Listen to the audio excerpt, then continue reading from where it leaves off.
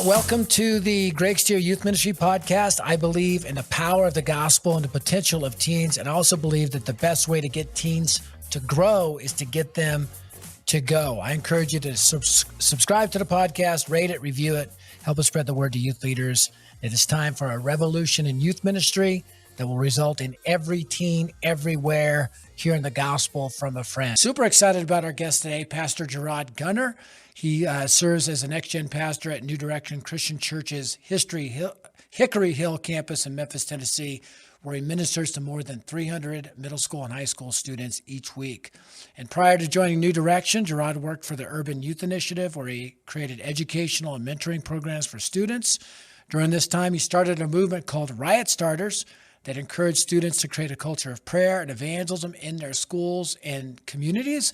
He recently released his first book called Riot Starter, Answering the Call to Counterculture, which gives youth leaders and teens the tools to be countercultural, make noise for Christ, I love that, and transform the world for Jesus.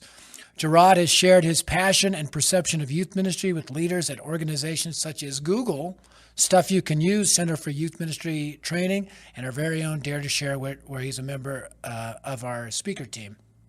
He's happily married to Lakeisha. They're proud parents of Desmond, Ariana, Maya, and Jalen. Super excited Gerard's here because he's one of my favorite speakers in the world, and he's one of my dear, dear friends. I love this guy. I love everything about him. Gerard, thanks for being a part of the podcast today. Oh man, I'm so hyped to be a part of this. This is going to be good today. Yeah, I'm thinking back to where we first met, and I think it was at Youth Specialties. It was Youth Specialties, and for some reason you don't remember it was in Dallas. You keep saying you never were in Dallas, but it was at Dallas. It was in Dallas, and I was doing the 7 value training, and I remember talking about. I don't know that 7 values was that first time. Yet. Okay. It was the very first, yeah. I don't think so. This is before then. This is before 7 values. Okay. I just remember you talking to me about because I talk about it. You're either a coach or a quarterback, and so that was Cincinnati. I saw you in Cincinnati too. Okay. Yeah, when you were in Cincinnati, I was like, yeah, I got to tell them what's been happening because by that time we had went full on into, Dare to Share principles, and so Cincinnati was like, yo, let me tell you what's going on. That's cool. And you I walked in late to your speaking. Yeah. That's when I got the gospel out. We talked about you're either a quarterback or a coach. So a quarterback, bring your friends out to youth group, watch me throw the touchdown pass, or coach your students to throw the touchdown pass. That hit you because you're a former professional football player. You told me after that really got me.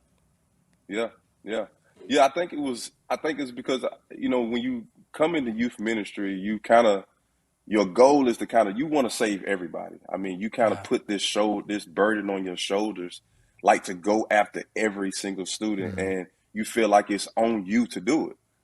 And whether it's by intention or whether that's just the youth ministry culture that's been created before you, you feel like it's up to you to do that. And when I heard you say that, hey, you're not the superstar quarterback. If you would just simply, train these assistant coaches, so to speak, and mobilize them, they're the ones that are gonna go get and share the gospel. And man, when you said that, it just radically changed how we were gonna pursue ministry from that moment on. I was no longer gonna pursue trying to be the superstar quarterback, and then I was no longer going to try to put that burden on sharing the gospel with every single person, every single student. I could just mobilize our students and they would multiply themselves to do that. And that philosophy really, kind of ties into your story. I mean, just give us a kind of a nutshell. You had some radical stuff happen at your church and years ago that kind of really set the pace for this gospel advancing movement and mentality. Why don't you just kind of fill us in on that?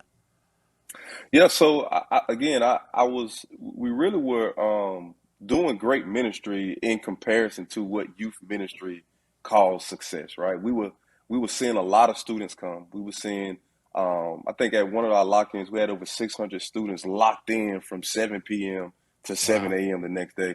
So we were doing successful ministry, but we just felt like something was missing. Like, is this it? Like, was this it? And I remember just meeting one of my friends. He was in the city at the time. He was at another church, and I was looking for a basketball gym. And I walk into this church and asked for the youth guy. Well, actually, I asked for the guy over the basketball. It happened to be the youth guy. He comes down and he says, hey man, yeah, sure, you can use our gym. But on his wall, he had this huge banner of gospel, life in 6 words, GOSPL. I'm like, what is that? And he says, like, what do you mean? What is that? Like, you don't know what that is. And immediately he gives me like this manual, Ministry to Movement. I think that's what it was called, like Ministry to Movement. And man, I just devoured it that whole week, and it was what was missing. It was mobilizing students with the gospel. And like I said, our kids were hyped. They were excited about coming to church, but they didn't have a mission. And so we wanted to kind of, put that before them. And so we began to do those things and go through those principles. And I think my friend, he actually was going to the conferences that Dare to Share was having. And I was never ever really make those. So we end up just diving into those principles and really sharing, what it meant to share the gospel, what prayer really meant. And then we had a situation. I want to say a situation. It was just a part of culture at the time. In our culture, riots were breaking out really all over the nation at the time. There were some incidents that broke out in Mike Brown was murdered in St. Louis, and of course here in Memphis, Tennessee, it's already a racially divided city, and so some of that spilled over into our city. And one Friday night, a young black kid was shot by a white police officer on the front lawn of all places of our youth campus. Literally goodness. Saturday morning, I get up and I roll up, and all I see is yellow tape at the front lawn of the youth campus. And many of our students knew this young man, and so they were looking for answers. They were looking for, like, what do we do? And we really recognized that there were other organizations that were really trying to create a response. They were trying to get those young people to join some other organizations and to riot during those times. And we recognize that a riot is a response. Martin Luther King said that it is a response. It's a response of the unheard. But we recognize that there needed to be another response. And we began to challenge our students that the gospel is a response. Prayer is a response to those things that are in our city. And we begin to train them that whole year, that whole summer, I say, on the power of prayer, on the power of sharing the gospel with your friends. And we committed that when we get back to school in the fall, we're going to pray every single Wednesday. Now, I know prayer at the poll is important, but our city was in trouble. We needed more than just one day of prayer. We needed to pray every single Wednesday. And we was like, look, we're going to pray in every school that we're represented in. And it turns out the first day that we prayed was pray at the poll. And students come up and they say, yo, they were sharing with their friends, hey, we're going to pray. Hey, we're going to pray. We're going to pray this Wednesday. And somehow the administrator got word of it. And they determined that, listen, if you guys are late, we're going to suspend anybody that's late to class because this shouldn't be a distraction. And kids come tell me, and I'm like, yo, what are you guys going to do? Like, we don't want anybody suspended. It's like, yeah, we praying. We just want to let you know that that's what's going on. That's awesome. And because they had a mission, right? And that's what I think was missing. They had a mission, and nothing stops a mission. The next day, over 400-something students show up to this prayer. Somebody takes out a phone. He probably should have been praying, but he takes out his phone, and he records it, and this thing goes viral all over. And it's still being shared today at times on Instagram. And, man, God put a crazy display of the gospel on display for the world to see that day. And our students are just, they saw it, that the power of prayer is a mission. And it just radically changed what youth ministry was going to be like for us from that point on. So, Gerard, it's so exciting for me to see this happen in Memphis. I've been to Memphis and through Memphis. I mean, it is a racially divided city, 200 active gangs, and the gospel is shining in the midst of it all. And God is using you and other churches. You've united other churches.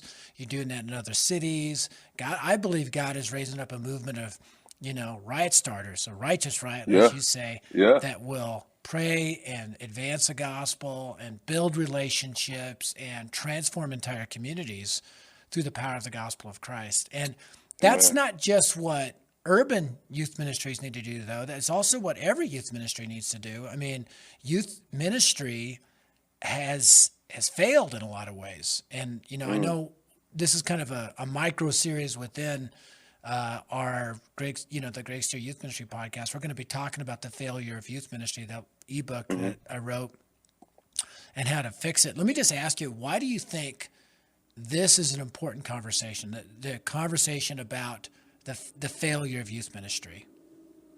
I think it's a really important conversation because of, I mean, even much of my story, what was placed before us was, hey, you gotta attract kids. You have to attract them to youth ministry. You gotta have these amazing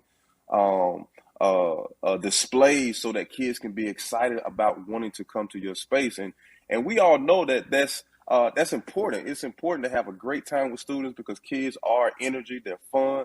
But what I've seen is, and I think we all can say that, is that doesn't last very long. Your games don't last very long. Your light show is not enough to keep them from deciding whether to come to your space or to basketball practice or to the party that's going to happen there. And so I think when youth pastors have been shown this kind of model, like be very attractional, it's kind of placed them in kind of a holding pattern. Like, so what do we do when they no longer are attracted by what we have? Like, so there has to be something more than using, attractional methods to attraction. I remember when I first started, I would see these flyers say, we are attracting students from all over. We are attracting students. And I would almost ask myself, yeah, we're attracting students, but are they really engaged? Right? Yeah. And so I think that's where we're starting to look at, like, we're attracting students, but are they really engaged into our spaces? Are they engaged with a mission? Because if not, playing chubby wubby is bunny, whatever that game is not going to keep them. It's not going to keep them very long for a little while, but it won't keep them very long. They need a mission. Well, yeah, I agree. And you think about youth ministry in a lot of ways. It's kind of stuck in the 80s. There's so much distraction now. There's so many sports and smartphones and Netflix and so much gaming. There's so much for students to do. They don't necessarily need to show up to youth group to have a good time. And if we're depending on that, at the same time, not throwing out the baby with the bathwater, that it's okay to have sizzle as long as you got some steak. Like when I go to Chili's, sometimes I hear those sizzling fajitas go by. I'm like, well, I'll have that, right? But when they bring it, there better be some steak there, right? And it's okay to have fun and games and all that, but we got to be leading them somewhere. That's what I really appreciate about you, Gerard. You're in the trenches leading these students to engage on a deeper level with the message and mission of Jesus Christ. And you're seeing that actually happen in your youth group, but also with other youth groups as they catch on with this idea and this vision, and not just in Memphis, but other cities. So that's exciting. So I assume you had an opportunity to read The Failure of Youth Ministry. Oh, yeah. Yeah. So it's short, 40 pages long. What would you say you agreed with, and is there anything you disagreed with, or maybe you have a different perspective on? I'd love to hear your thoughts about that. I can't say, because I think you and I have had several conversations about youth ministry, even in this our culture right now, how unique it is. I can't speak for a lot of different contexts, but I know even right here in Memphis, Memphis is still, in many regards, kind of shut down as it relates to the pandemic. Our church still hasn't been in person, now 2 years, coming up on March. And so if I'm going to be a youth pastor in this context, right, I'm going to have to figure out how to pivot, how to evolve as youth ministry, because I can't be I don't have a building to attract them to. I don't have Xbox or PlayStations. They're already at home playing those things. And so when reading the Failure Youth Ministry, that wasn't really much. It was like, this has to happen. Like, we have to begin to evaluate, is is what we're doing getting us the results that we really want? Mm. Um, is the way we're currently doing ministry and engaging students, is it getting us the results that we want? Because if not, it's time to make a change. And so I think one of the things that really, man, just really jumped out to me was, well, two things. One, I think I think it's the Stockholm paradox, the Stockdale paradox, Stockdale, yeah. and yeah, the Stockdale paradox. And yes, there is faith that we have to have that like uh, things are going to get better. Like we know that students are struggling with anxiety and depression, and we know that the hope of Jesus Christ can and will interrupt that pattern and give them a better life, right? The abundant life that Jesus Christ. But then the other part of that is also being able to say, okay, we got to look at the reality of what's happening right now. Um, are we actually engaging them with that hope? And Mm. if not, what are we going to do about it? Because my friend always tells me, he says, you're getting the results that you're getting, whether you like it or not, based off of what you're doing. You Mm. know, whether you like it or not. And so that was very important to see that part. Like, yo, like and I think sometimes, especially in church, we're so loving and we're so, we want to see the best in things. It's hard for us sometimes to look at ourselves and really evaluate and say, yeah, that's not fruitful, and we got to stop doing that. Yeah, and I think, it's tough, like you said, to push back and look at a model and say, okay, is this really working? But in some ways, this whole pandemic has given us an opportunity to pause and think, right? Because I remember Yeah, that first surge is how do we do youth group online, on Zoom effectively? And that lasted for about a month or two. And then everybody started dropping off. And right. now youth leaders are like, okay, what do we do? And yeah, there's some creative technological ways that have been developed and ideas that youth leaders come up with that are great. But I think it's a great opportunity to say, is the system broken? And, Mm, if I'm reading that Pine Tops Foundation report right, we're losing at least 1 million evangelical teenagers per year. They're not just leaving the church or leaving their faith. I'm like, I'm not a brain surgeon, but it feels to me like youth ministry is failing to not only gain new believers, but retain the current ones. yeah. And there needs to be a fundamental shift. And so you've been implementing these 7 values of a gospel advancing ministry, intercessory prayer, relational evangelism, leaders modeling it. How has that shifted your perspective of youth ministry? How has it shifted your students' excitement for youth ministry? I think what was so unique in reading this, this excerpt, or this really heartburst from you, is these principles are not new. Like they're biblical. Like they are in scripture. And um, oh man, for whatever reason, oftentimes we don't apply them to like really like what we're currently doing. And so I think when I begin to look at the values and say like, yo, like in prayer, like here is Acts chapter 2 is how like I mean the disciples were up having a prayer service up in the upper room, and as we begin to implement those things, I think it gave students a mission. We talked about earlier how students have a mission in their DNA, like they want to be a part of something, which is why they oftentimes choose, football practice over youth group, or why they choose to stay home and game over, youth group. It's because those things have some type of mission. They have some type of call for them to be a part of. Hmm. But for whatever reason, our churches are not putting that mission before students, and we tested it. We say, okay, cool. Look, we're gonna give them a mission, and so at that, when we begin to do that, youth group no longer was just a place to hang out. Pretty sure people want to come hang out with their friends. It became a place of like, yo, like, okay, I'm finna be equipped to go do the mission. Like we had students calling us in the middle of the day, like, yo, like PJ, like we didn't talk about Wiccans. But I have a Wiccan at the lunchroom that I want to talk to about the gospel, but we didn't cover that one. So can you help me out right now? I'm like, yo, man, go eat your lunch and we'll talk. So they're because they recognize like, yo, my school is now a mission, and youth group had became a place where I'm equipped for a mission other than a place where I just came to play games. And I think that's what happened for us when we began to implement these principles that again are biblical. It gave students a mission and a reason to like now. Okay, they saw their school uh, essentially different. They saw it as a mission field. And I love that because, yeah, I love you mentioned that. I mean, Dare to Share, we did not develop these principles. We discovered them in a research project and then reading the book of Acts, like, duh, how do we miss this stuff? Secondly, what I love is it makes youth group all week long. Like I'm not done on Wednesday night or Sunday night or that retreat or that camp. We're just launching into a week long discussion of Jesus with my unreached friends, and also, calling Gerard to find out, hey, what do I actually believe about Wiccans? I mean, think about the beauty of that. Kids asking you questions about theology, philosophy, worldview, world religions. We're always struggling to keep kids' attention.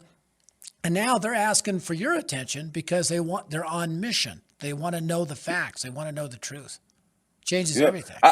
yeah, it does because I think I was always asking myself in ministry once a student made a decision for Christ, like what's next? Like what's the I mean, again, like I'm saved, so what's next? What do I do now?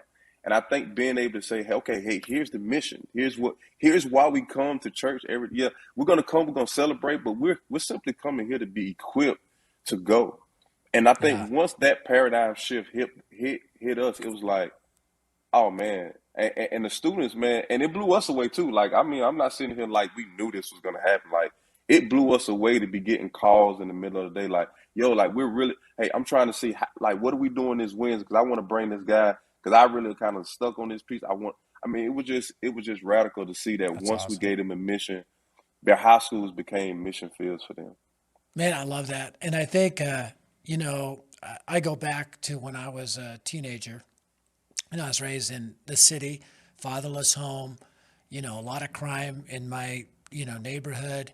I get involved with this youth group, and all of a sudden I got that mission. I got a purpose. And Mm, thank the Lord, I was in a youth ministry that they trained and equipped us. Welcome to the family. Here's your Bible. Read it. We'll help you understand it. And there's the mission. Go start telling your friends. And one of the first things they would do is train us how to share the gospel, which now in a typical church, that's the 401 class.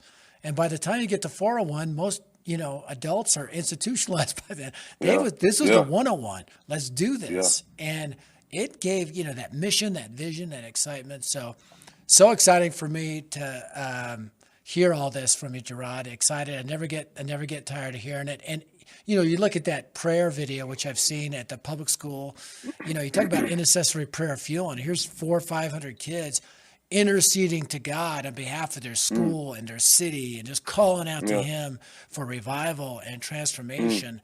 And it's like an upper room experience. And then yeah. that relational evangelism flows from that. It's so exciting. What would you say to the typical youth leader watching this or listening to this saying, okay, this is excitement. I agree. Youth ministry is broken.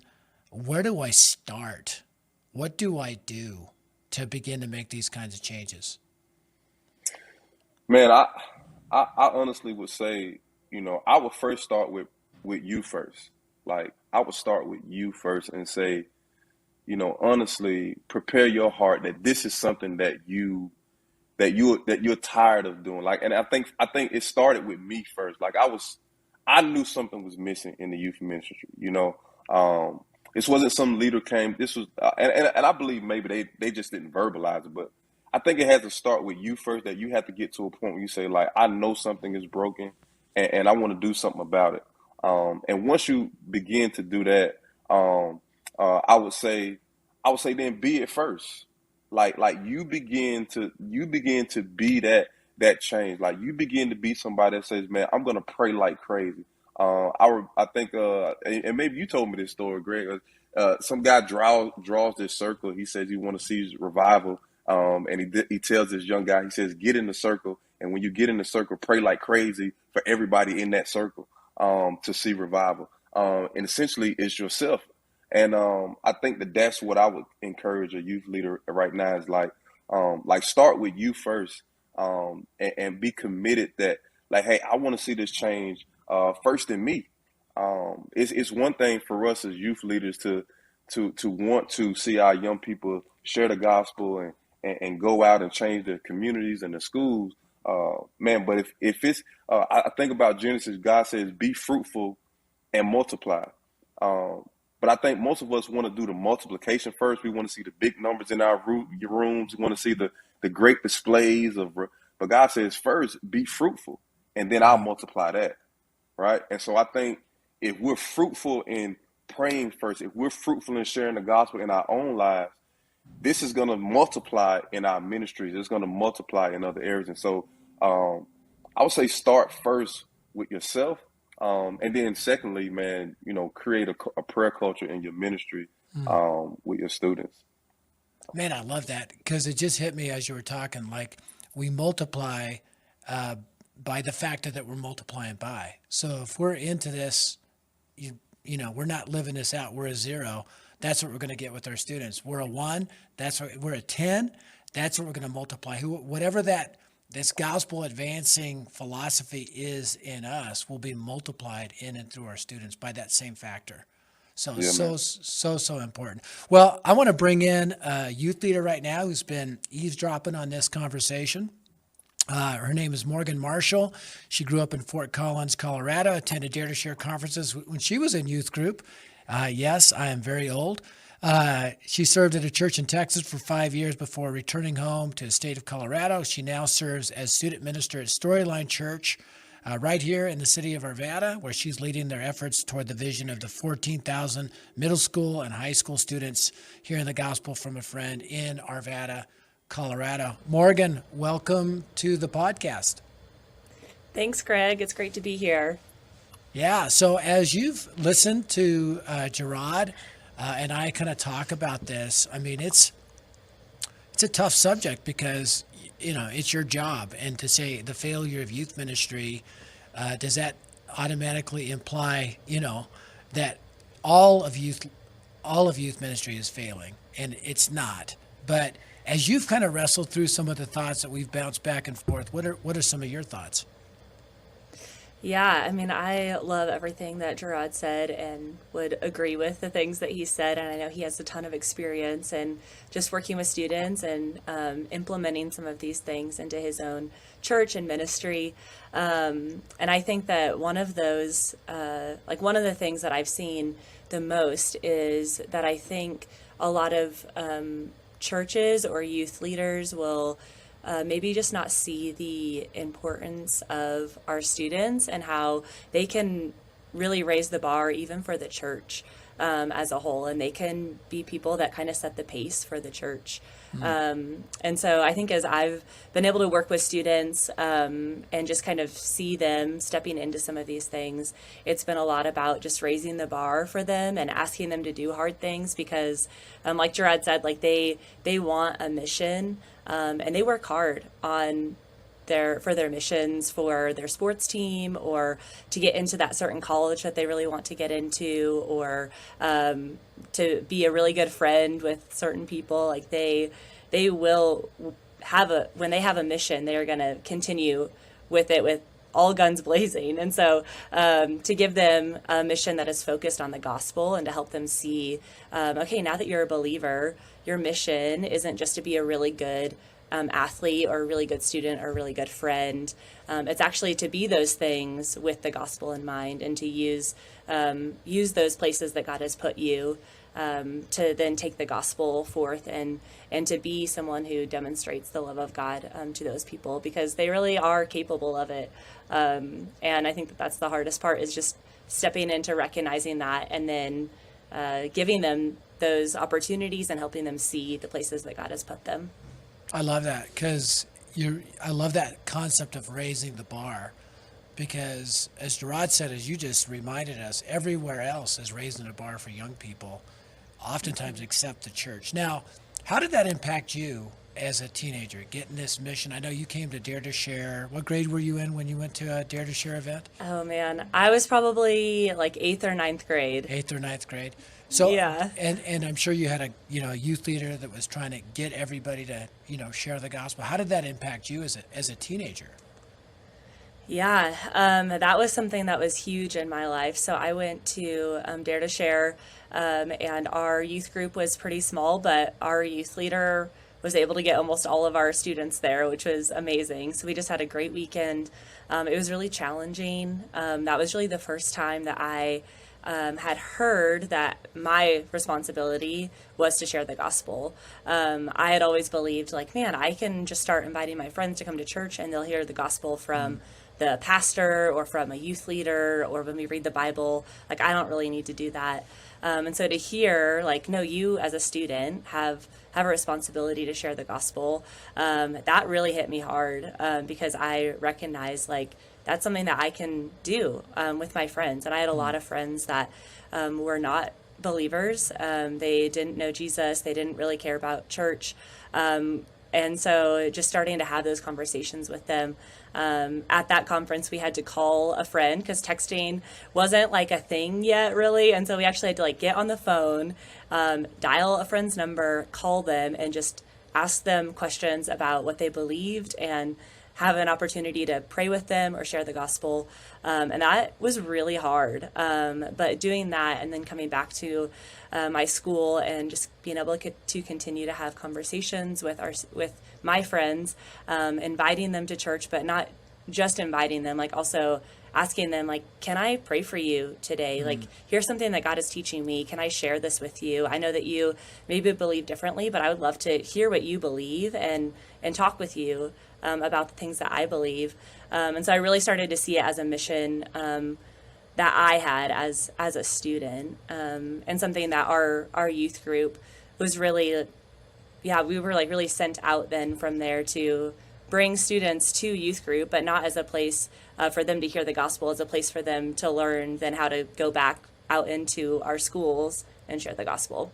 Yeah, that's really good point, Morgan. And I'll bring Gerard back in on this because she kind of brings up a point of this come and see mentality that is, hey, bring out all your friends, which is good. I mean, I love that. But if you're just depending on come and see and you don't combine it with go and get, in other words, equip students to go and tell and share the gospel with their friends, we're going to miss out on reaching a lot of students for Christ. But how do you think, Gerard, that whole come and see and go and tell philosophy can go together in a youth ministry? Yeah, I think Morgan hit it. I mean, yeah, I mean, coming and seeing that we want students to be in a community of faith, a part of a space where people are loving Jesus and loving other people. I think that's dope. But again, if we look at and again, Fair Youth Ministry kind of highlights it. If we look at the state of youth ministry now, and even in our culture, many places, and again, I speak of myself, they can't come and see, right? So we have to change and pivot to say, maybe it's not about how many people gather, but it's about how many students you're sending. Like, how many students are we sending equipped with the gospel into their schools? Because they may not get to come and see to my building. They may not get to come and hear me preach. But if I've equipped my student leaders with the gospel and how to train and how to disciple, then now while they're at school, they're essentially having youth group on campus. They're essentially having youth group at the parks. And I think that we're taking the message out of the superstar youth pastor's hand, and we're putting it in the hand of those students and saying, hey, if we could never come and see again, it's not about how many students gather, which may be a direct effect on some of our egos and some of our, it might be. But if we're more concerned about how many students are we sending that are equipped with the gospel, I think come and see begins to take a back seat to go and be instead of come and see. Ooh, come and see, go and be. It rhymes. I love it. Hey, and I think it's I think this whole idea, and I mentioned it earlier, Morgan. You guys have identified 14,000 teenagers. Why don't you kind of tell us a little bit about that? Because it really ties in with this whole go and be, go and share that message, go and tell them the good news of the gospel. That 14,000 number, how did you guys identify that? And what is that? How does that impact the way you do and view youth ministry? Yeah, so we looked at all of the high schools and middle schools that were either directly in our area or that we had students that are currently at. And so we took all of those schools and looked up the number of students that were attending for this year at those middle schools and high schools and added it up.